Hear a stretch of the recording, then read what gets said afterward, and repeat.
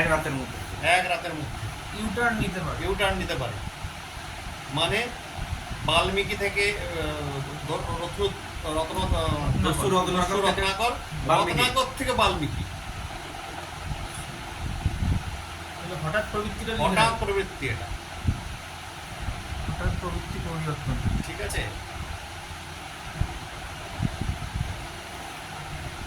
আর একটা জিনিস লিখে নিতে পারি, এখন খুব শোনা যায়, CBI red, income tax red, এই ঘর যখন খারাপ হয়, দশা অন্তর্দশা চলে, তখন সিবিআই ঘরের সামনে দাঁড়ায়, তখনই ইডি ঘরের সামনে দাঁড়ায়, তখনই একমাত্র ইনকাম ট্যাক্সের রেড পড়ে।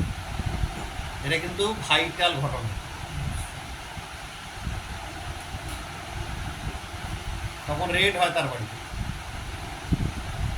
মানে ইনকামের দিক থেকে রেড হয়। হ্যাঁ, অনৈতিক অর্থ তো।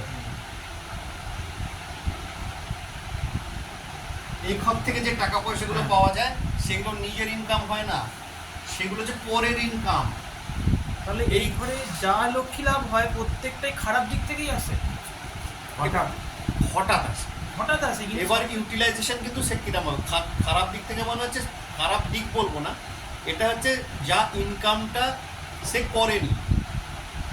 কার আসে এই ঘর থেকে, কার বিচার, যিনি সার্জারি করেন, এই ঘরের লোকেরা কে, সার্জেন, ডাক্তার বাবু, সার্জেন। কার দেখাচ্ছে, গৌতম কুমার চলে আসে সার্জেন 8 নম্বরে। হ্যাঁ, surgeon. Income tax,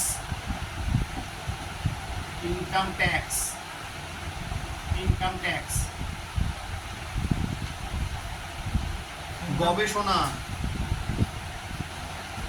income tax officer হয় নাকি?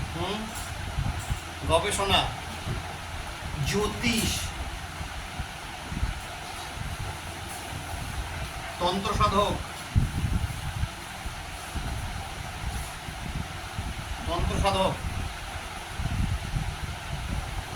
খুব ভালো তন্ত্র সাধক হতে পারে যদি 8 নম্বর ভালো হয়।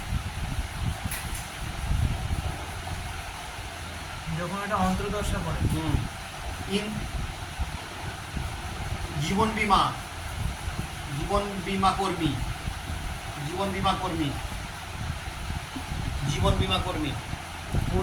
হ্যাঁ, জীবন বীমা কর্মী।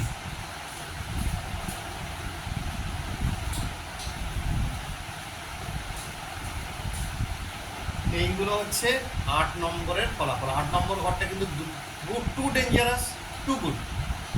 8 নম্বর দিয়ে বলতে শুরু করি, আমার মোটামুটি রাতটা শেষ হয়ে যায়। সারা লাইফটাই সব কিছু তৈরি হয় 8 নম্বর ঘরের একটা বিরাট ফলাফল আছে। 8 নম্বর ঘর থেকে এটা খারাপ দিকটা হতে পারে, ভালো দিকটা হতে পারে।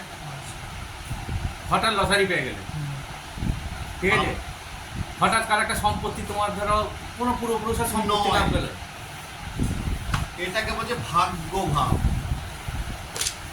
এটা হচ্ছে ভাগ্য ভাব, ভাগ্যস্থান বলা এটাকে। ঠিক আছে। এখান থেকে শুদ্ধ জলে স্নান, শুদ্ধ জলে মানে গঙ্গা স্নান, জলে স্নান। এখান থেকে গুরুর আশীর্বাদ।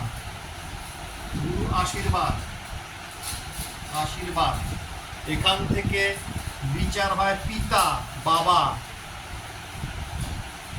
ঠিক আছে। এখান থেকে বড় ধরনের যেটা ভ্রমণ, বড় ধরনের ভ্রমণ। তারপরে বিচার হয় যে কোনো আধ্যাত্মিক স্থানে ভ্রমণ,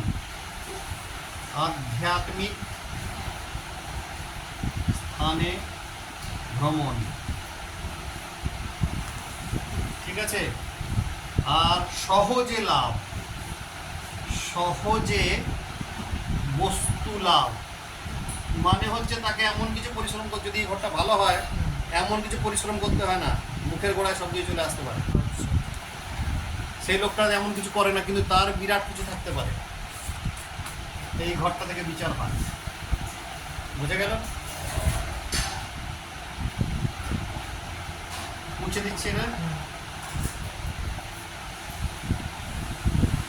এই ঘরটা কিন্তু গুরু কৃপার ঘর। এই ঘর থেকে কিন্তু বিচার যখন এই দশান্তর দশা পড়বে, ভালো গুরু লাভ হতে পারে, ভালো মেন্টার আসতে পারে, ভালো টিচার আসতে পারে, এই ঘর থেকেই কিন্তু আসে, যেগুলো লাইফ চেঞ্জিং করে দেয়। আমার জীবনে ঘটেছে, গুরু মহারাজ এলেন, আমার লাইফ চেঞ্জ হলো, লাইফ চেঞ্জিং করতে পারে। এরপরে আসছি দশম ভবন, এইটাকে বলছে কর্মভাব। এটা হচ্ছে কর্মভাব, কি করে খাবে, কর্মটা কি হবে, বুঝে গেল? এইটা হচ্ছে, এইটাকে বলে আমাদের আমাদের সামাজিক স্টেটাস, যেটা সোশ্যাল স্টেটাস বলে, সামাজিক স্টেটাস, সামাজিক স্টেটাস, রাজ সিংহাসন অর্থাৎ উচ্চপদস্থ কর্মচারী। সমাজের স্ট্যাটাস বিচার হয় এখান থেকে। সমাজে তোর কিরকম প্রভাব আছে, আচ্ছা। ঠিক আছে? রাজকর্মচারী, রাজকর্মচারী, রাজত্ব, এইগুলোর বিচার হবে দশম ভবন থেকে।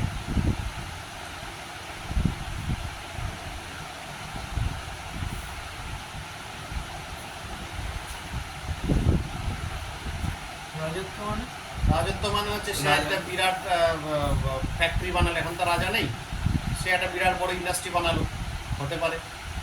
এখান থেকে বড় একটা পলিটিক্যাল জায়গায় বিরাট কিছু চলে গেল, হতে পারে। কোনো কিছু, নেতা মন্ত্রী হলো, কোনো হতে বড় পারে। দোকান, সেটা কতদূর কি এগোবে সেটাই সেটা তো এখানে বিচার তো এই ঘরের লর্ড বিচার করে, অ্যাসপেক্ট সেগুলো অনেক পরে। এখন কি কি বিচার হয় জাস্ট এটা, কি কি বিচার হয়, হয়তো ওকে বলে যে আবার কি আমি কি পেতে পারি, এমপি টিকিটটা পেতে পারি, বা আমি কি এমপি বলতে পারি, হতেই পারে, তখন সেগুলো আসবে পরবর্তীতে। এইটার লাভ হবে হচ্ছে এখান থেকে এইখান থেকে বিচার হবে। এইগুলো এই 10 নম্বর ঘর থেকে স্টার্টিং। স্টার্টিং, এইগুলো থেকে ভেঙে ভেঙে ইনস্টলেশন। ঠিক আছে, বুঝে দিচ্ছি।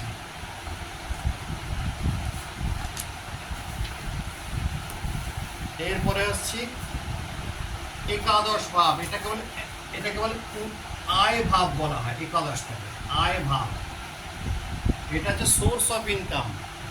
এটা হচ্ছে ভিন্ন ভিন্ন সূত্রে, ভিন্ন ভিন্ন সূত্রে সূত্রে আয়, এইখান থেকে বিচার হবে। ভিন্ন ভিন্ন সূত্রে আয় লাভ হয়। এইখান থেকে সামাজিক ব্যবহার, সামাজিক ব্যবহার, সামাজিক ব্যবহার এখান থেকে। সমাজে মানুষের সাথে কিরকম ব্যবহার করে। সামাজিক ব্যবহার, বিভিন্ন সূত্রে আয় হবে, ঠিক আছে? এইখান থেকে যে বড় দাদা, বড় দাদা